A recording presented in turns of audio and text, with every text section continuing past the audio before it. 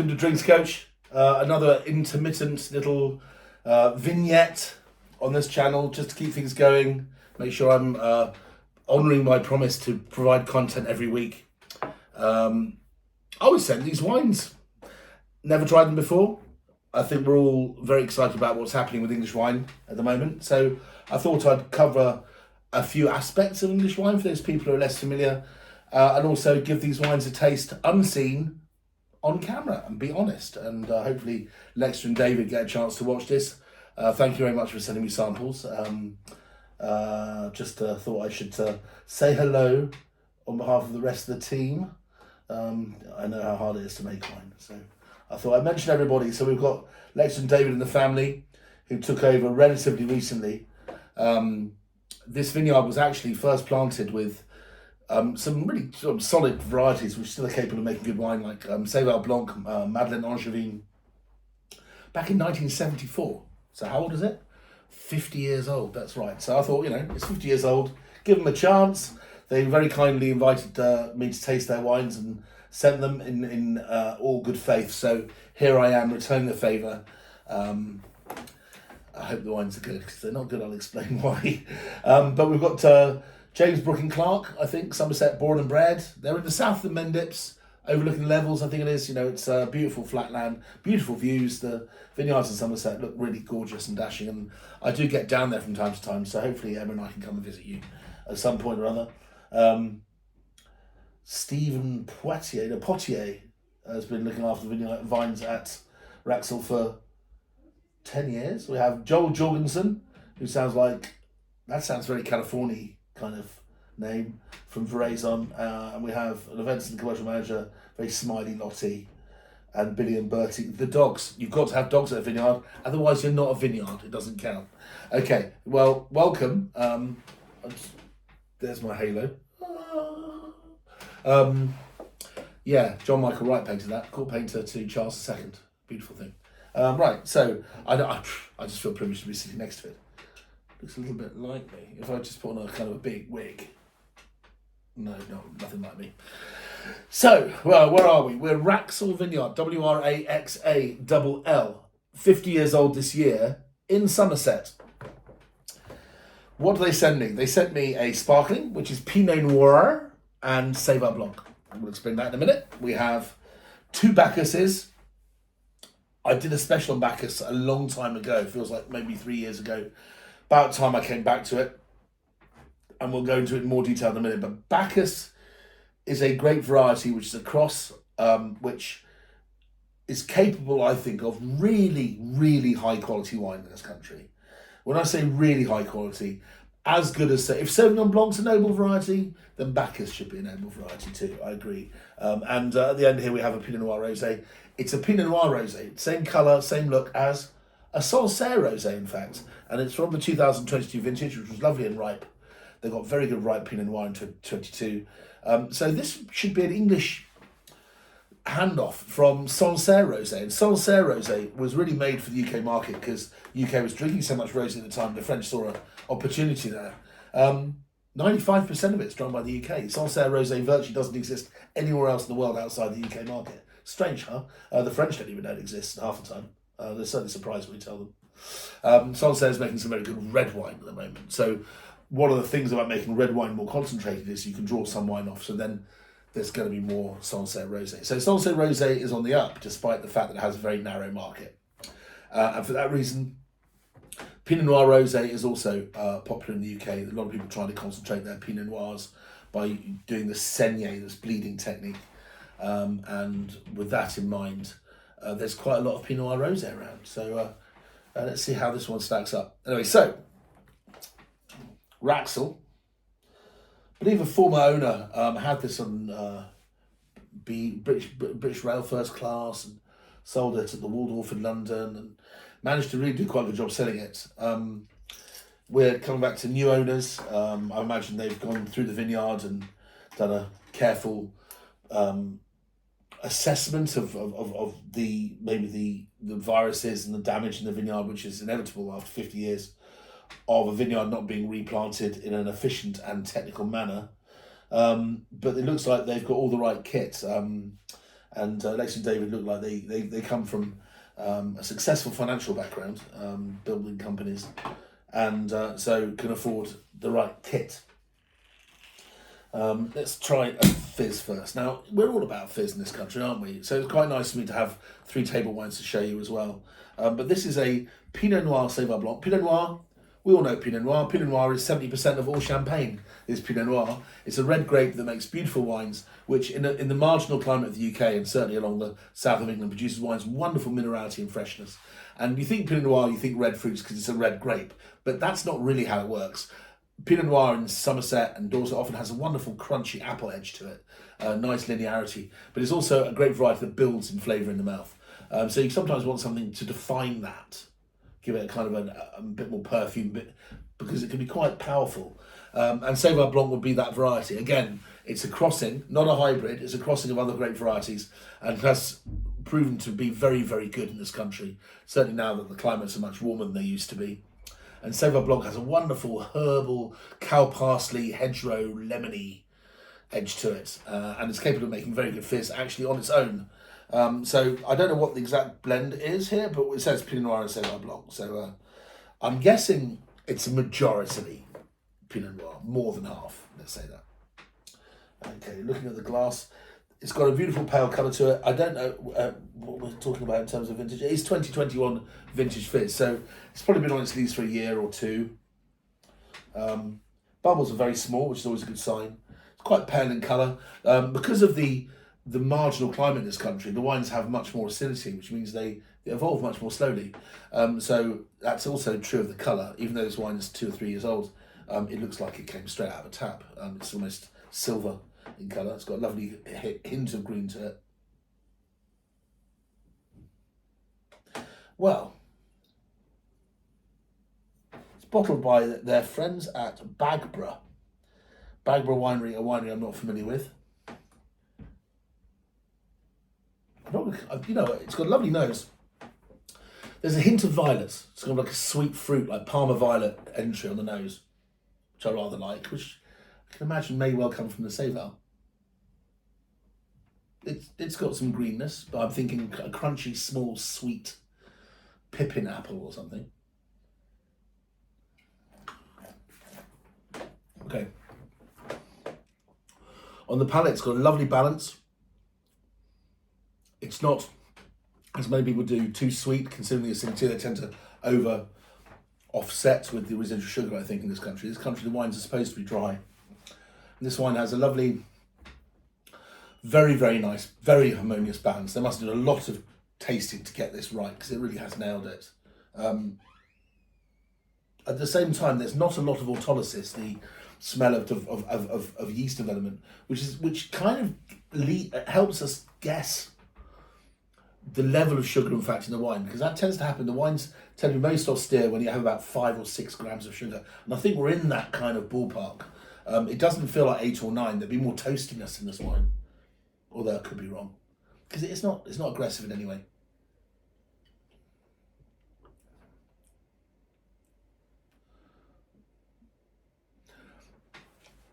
Actually, there is some residual sweetness on the finish, so maybe my initial assessment's wrong. Maybe 8 grams. I don't know.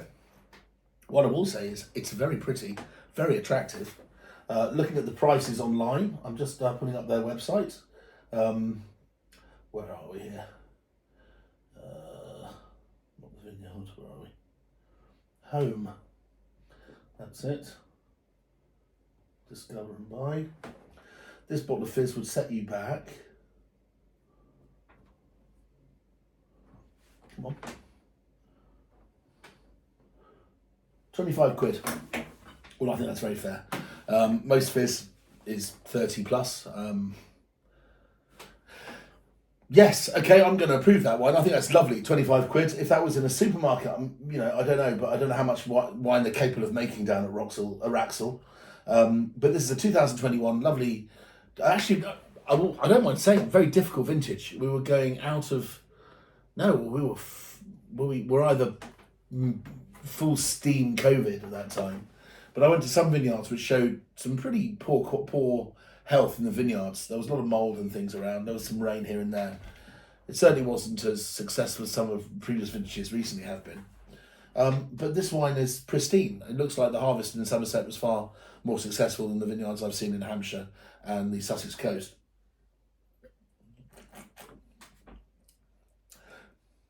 We're having fish and chips today, sir. It's Friday again, so that's going to be delicious with that. Well done, guys. I think that's really lovely. It's not the last word in complexity.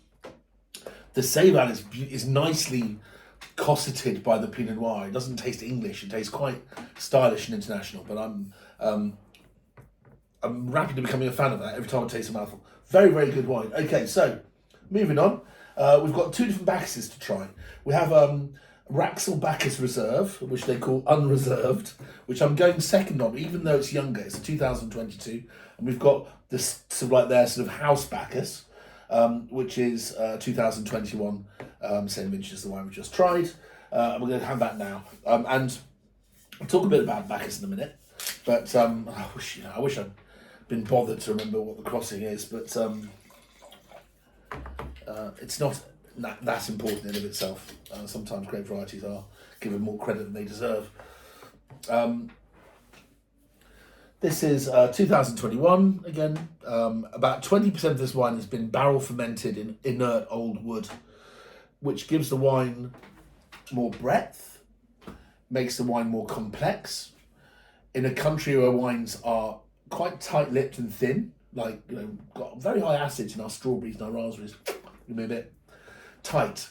By barrel fermenting some of the wine, you're creating generosity on the palate. You're giving it sort of like layers. You're giving it room, and I think that's very, very important and a very clever move. This is something that has been a common practice in Pouilly and Somerset with Sauvignon Blanc, and in fact in Bordeaux for many, many years. And it does that, just that. 5%, 10% barrel ferment produces a wine which is far, far grander. The first people to do this in New Zealand, in fact, Cloudy Bay. Cloudy Bay were barrel fermenting about 10-15% of their wine when everybody else really didn't realise what that would do to the wine, and produced these infamous wines. Yeah. Okay, so 12.5% alcohol, like that. Bacchus doesn't have to be high in alcohol. I don't think I've ever seen Bacchus over 13%. I'm sure it used to be all the time, but clearly it doesn't need to be. This wine is very pale in colour. Bacchus often is. Let's give it a whiff. Oh, man. There's so much natural appeal to Bacchus. I remember as a child running around the New Forest, and they've got a lot of those really prehistoric ferns. And in those ferns would be the nastiest of nasty stinging nettles, which all look quite nice and fluffy and look like citronella, like false nettles. But then my brother also would push me down a hill, and I'd roll through them, and they'd be searingly painful. You have these big lumps dropping off, from the thing. But the smell of wet, damp, crunchy nettles, that smell is stitched through the very nature of Bacchus. You have this wonderful nettle tea and ripe gooseberry character, and I can see why many people confuse Sauvignon Blanc with Bacchus in blind tastings, but that just shows you what the potential Bacchus has. I mean, let's look at how successful Sauvignon Blanc is, and here we have a grape variety which works exceptionally well in our climate, increasingly so, and some vineyards like Wraxall have been planted for a very long time. There are vineyards that are over 55 years old in Essex, which produce the most extraordinary Bacchus. New Hall would be a good example of one. There's a slight sort of perfume to it, which I think could be a bit of a splitter in opinion. I like it. It smells like almost like imperial leather. There's a kind of cologne florality to it, but there's an underlying notion of sweetness. I'm trying to work out what that is. It's not lychee. It's like if you've ever had a really delicious, perfect Spartan apple or Pink Lady apple, and you have, and there's a very, very famous German apple which is grown in California extensively to make great cider. It's called Gravensteiner, and it's a legend of an apple because it tastes most delicious on its own. It makes amazing sauces, but also makes incredible cider. And this wine doesn't not smell of Gravensteiner apples or even an eau de vie, a grappa made from that. So it's lots of aroma. Remember, this is 3 years old and it's got lovely, ripe, floral fruits. It's not looking old or tired. If you had a 2021 New Zealand Sauvignon Blanc, it would be limping over the line to the St John's ambulance. But this wine has vibrancy, lovely perfume. Palate very slightly less successful, but still delicious.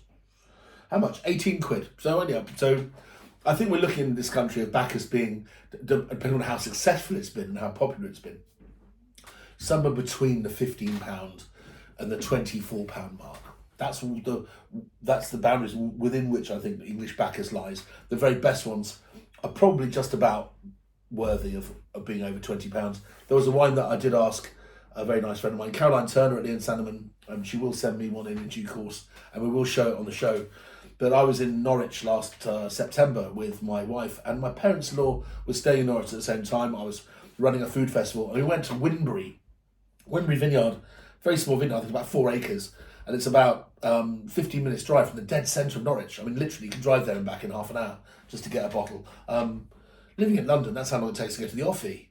So, yeah, very, very lucky to have vineyards on the doorstep. But Norwich, Winbury 2022 was profoundly good. And I think that was worth that money easily. If somebody said to you, I won't tell you where it's from, but this wine cost me £22, I go, oh, it's very, very good. But I don't think you'd necessarily know what it was. This wine, I think, isn't as good as that. It doesn't have the same concentration on the palate, but it does have a lovely smooth flow, and the barrel fermentation has allowed that. So it has a very easy drinkability, which is in of itself a very wonderful characteristic in Bacchus when it's done right. I bet that's fantastic with goat's cheese. The palate feels like I've got a basil leaf on my tongue and I'm sucking on it. Kind of that green pepperiness you get from olive oil or basil. It's sweet and bitter at the same time. Kind of has a vegetal but opulent, fecund quality about it. And I think that 18 quid is money very well spent there. Blimey, okay, having never heard of these wines before, and maybe that's my fault, no one else's, you guys are doing a great job. Okay, moving on. Premium whites, this is now £4 dearer, more expensive for the Americans listening. £4 more expensive than the Wraxall Bacchus 2021, and it's called Somerset Bacchus Reserve, and they've written in red unreserved on the outside, which is quite fun. 2022, I think, will go down in history as a slightly better vintage than 21, so I'm quite excited about this. More importantly, this wine has gone through the full dry shave and haircut. This wine has been entirely 100% barrel fermented, like a premium Burgundy or a premium white from Bordeaux, but in barrels which were 3rd or 4th fill. So I'm imagining they're going to get some Chablis-esque, some Chablisian level of wood in here. There will be a taste of wood, but it won't be dominant. But it will have a lovely, hopefully, sort of hint of sort of banana, just a little bit of costume, but a nice, just like putting his hands around something, just something to frame the wine. And I imagine at 2022 being a whole year younger, this wine's going to taste a lot younger than the first wine. So, well, it does. Very, very primary. This wine needs more time, frankly. When I smell it, I'm smelling the work in the vineyard. I can smell the batonnage, the artifact, the barrel ferment. But this wine needs to atrophy, needs to rot a bit. The wine needs to become more fruity. The fruit has to settle down. This wine is still tightly coiled and is ready for a long sleep.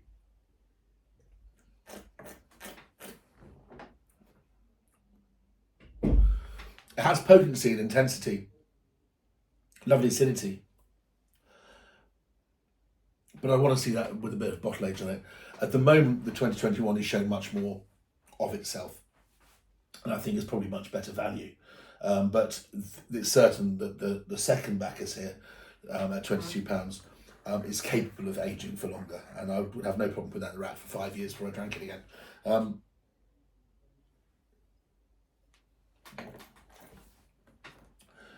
But the winemaking itself is quite fun. It's got some lovely toasty nuts to it. It would be lovely with a rich fish dish, I would think, or with lobster, something like that. Would be really nice. And the wine is more about the intensity, capability, and the vineyard, I think, than about the varietal characteristics of Bacchus, which is quite exciting. And that wine is more gastronomic, more serious. But there's a lot of joy and pleasure in that wine, which is evident, which you don't really have to explain to people who don't know wine. Okay, we're going to finish on with this lovely. It says Pinot Noir Rosé. I've just noticed the word early in small writing above the Pinot Noir Rosé. So it says early Pinot Noir Rosé. I can only mean one thing that if they've planted Pinot Noir Précoce. Pinot Noir Précoce is a clone of Pinot Noir, heavily grown in Germany actually, and in some French vineyards. But the grape ripens more early, which is the whole point. So I think if this is Pinot Noir Précoce, we're expecting there to be very few leafy characteristics. I expect there to be some ripeness here. It's got a lovely pale colour. It's not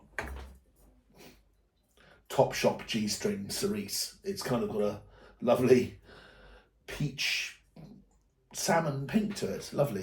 Not skin colour like the wines with higher pHs from the Provence. There's something a bit more vibrant and more vivid about that, but that's because the wine is higher in acidity and it comes from this country.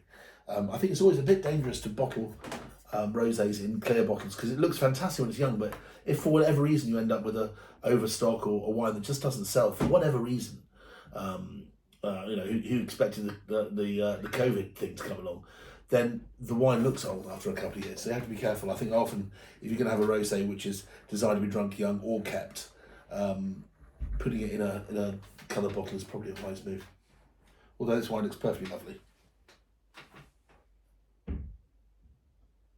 Okay.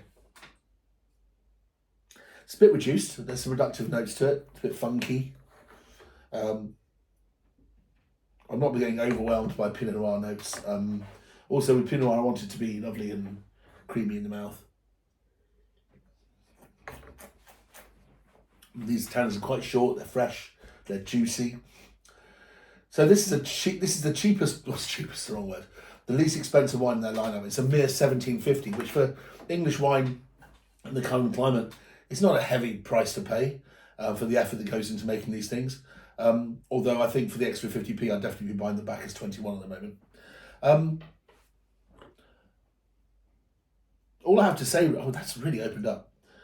All I have to say really is that thank you very much for having the braveness to send me the samples. Thank you very much for giving me the opportunity to try them.